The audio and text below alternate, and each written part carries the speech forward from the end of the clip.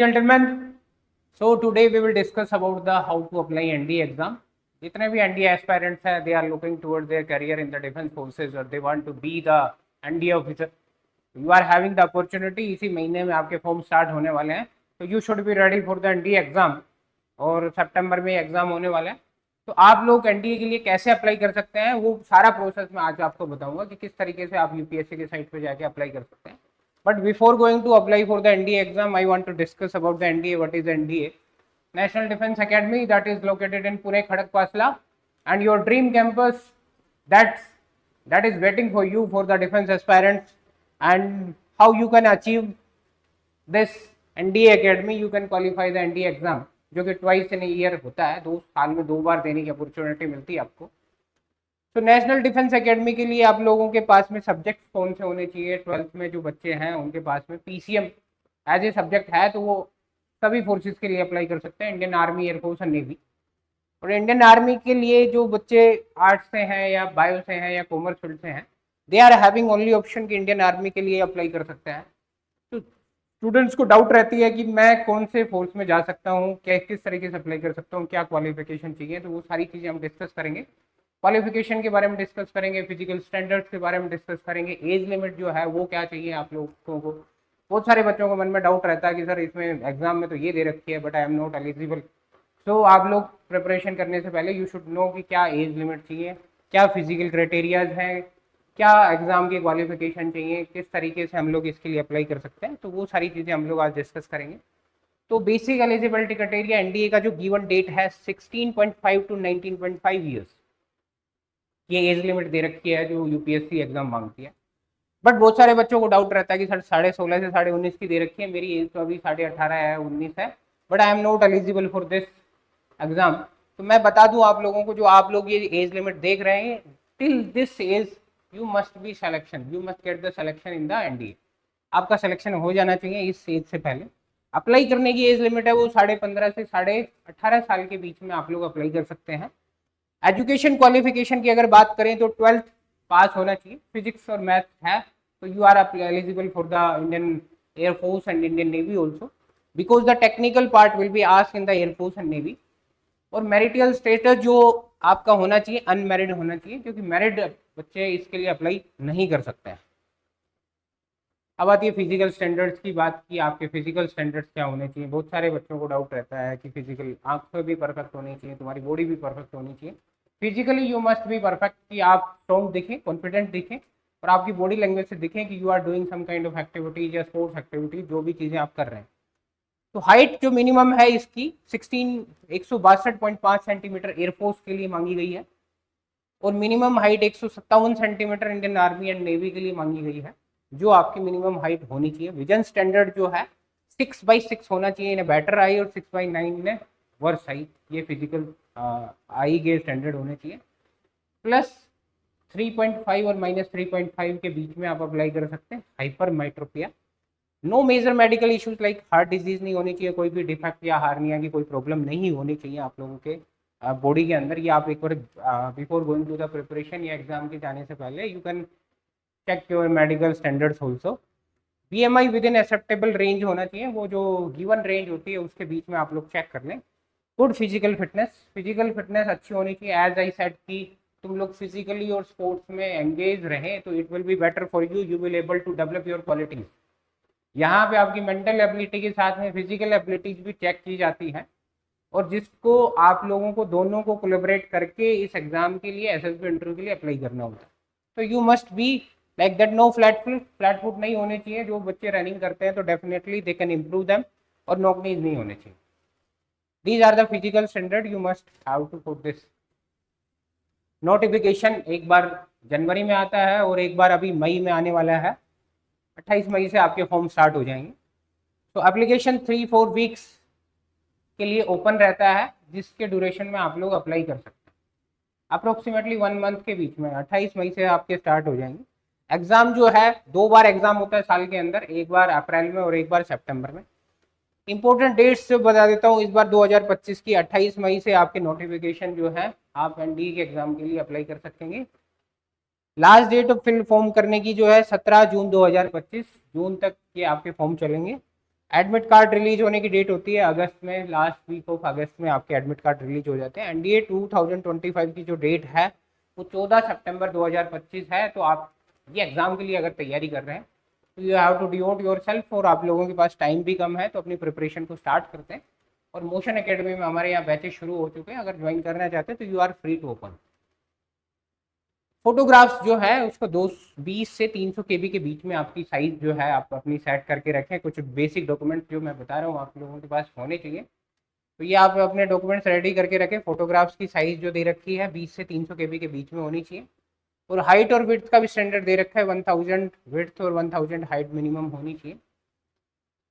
ये आपकी फोटो की साइज है। सिग्नेचर का भी 20 से 300 केबी के बीच में होना चाहिए, और मैक्सिमम जो विड्थ है वो 1000 और हाइट जो है 1000 पिक्सल्स में होनी चाहिए।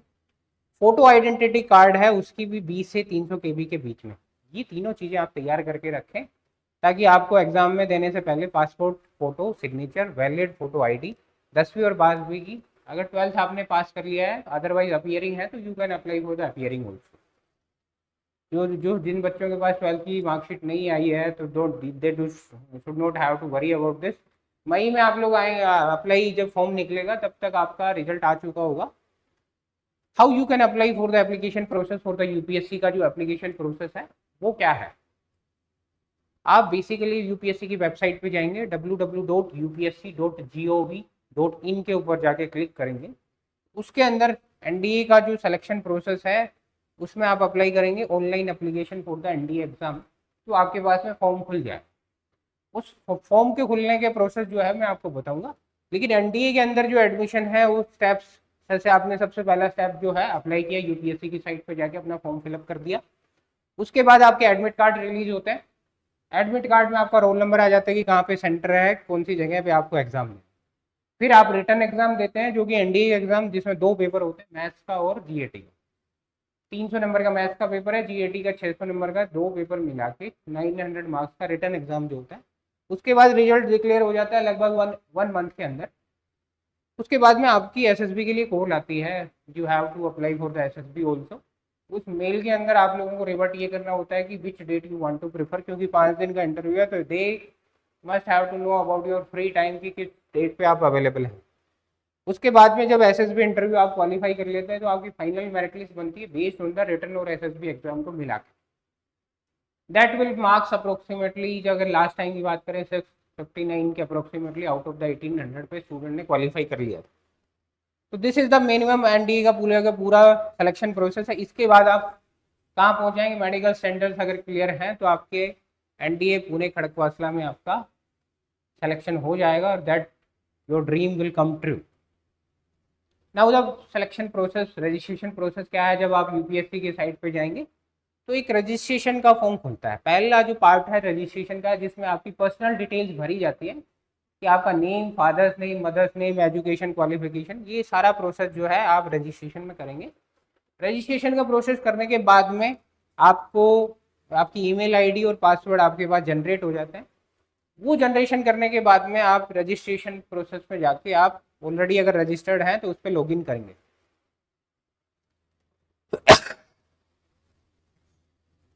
रजिस्ट्रेशन करने के बाद में आपका वेरिफिकेशन प्रोसेस होता है, जिसमें आप अपने डॉक्यूमेंट्स वगैरह ये सारी चीज़ें अपलोड करेंगे जो आपके पास अवेलेबल हैं।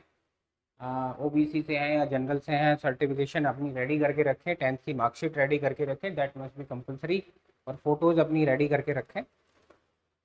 ये जो इस तरीके का रजिस्ट्रेशन प्रोसेस आएगा, पहला पार्ट 1 का आपने रजिस्ट्रेशन किया। रजिस्ट्रेशन करने के बाद में आपका पेमेंट मोड आएगा। पेमेंट मोड पे कंप्लीशन के बाद में पेमेंट में होता है कि जनरल जो कैंडिडेट्स हैं उनकी 100 रुपीज़ फीस है जो यूपीएससी लेती है, वो आप नेट बैंकिंग के थ्रू कर सकते हैं, या ई चालान भी जनरेट कर सकते हैं जिसमें एसबीआई बैंक में जाके आप लोग चालान भर सकते हैं।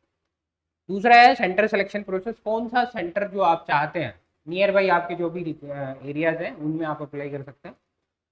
सेंटर सिलेक्शन में ऐसा होता है कि जो फर्स्ट कम फर्स्ट सर्व, जो पहले अप्लाई करेंगे स्टूडेंट उनको अपनी जो इंटरेस्ट की लोकेशन है वो मिल जाती है, otherwise they will ask the 3 centres, उनमें से कोई भी सेंटर आपको मिल सकता है।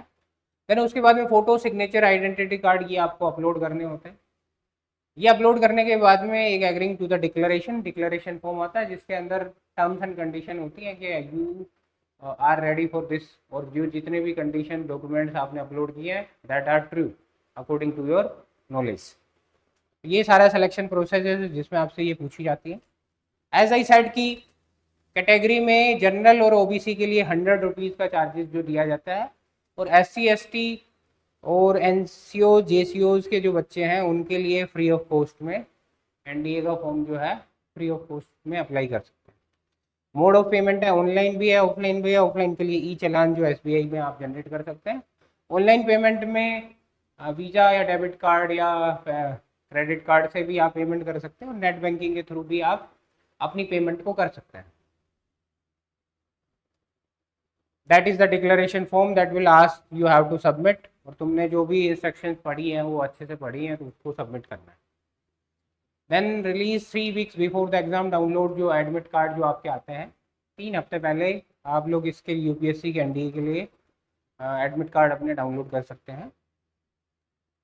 अप्लाई अर्ली, जितना जल्दी हो सके जब भी फॉर्म निकले तुरंत अप्लाई करें। यूज़ गुड इंटरनेट, जब अप्लाई करते हैं फॉर्म भरते हैं तो आपका इंटरनेट की स्पीड अच्छी होनी चाहिए, और एक बार चेक कर ले फॉर्म को, कोई भी मिस्टेक ना हो, ताकि कोई भी गलतियाँ आपके फॉर्म में ना रहे। क्योंकि while you are submitting your documents अगर कोई मिस्टेक्स हैं तो you must be the rejection part आ सकता है, तो वो रिजेक्शन से बचें और अपने डॉक्यूमेंट्स हैं वो रेडी करके रखें और अपडेट करके रखें सारी चीज़ों को, और UPSC के साथ में और हमारे साथ में जुड़े रहिए ताकि you will be updated for the NDA exam. जितने भी स्टूडेंट NDA के लिए तैयारी करना चाहते हैं, so we wish you all the best for your exam preparation. और आई होप कि ये जो सेकंड एग्ज़ाम 14 सितंबर 2025 को होने वाला है, इसमें आप बहुत अच्छा परफॉर्म करेंगे और अच्छी परफॉर्मेंस के साथ में आप SSB एग्ज़ाम के लिए उतरेंगे। तो wish you all the best, have a good day, thank you.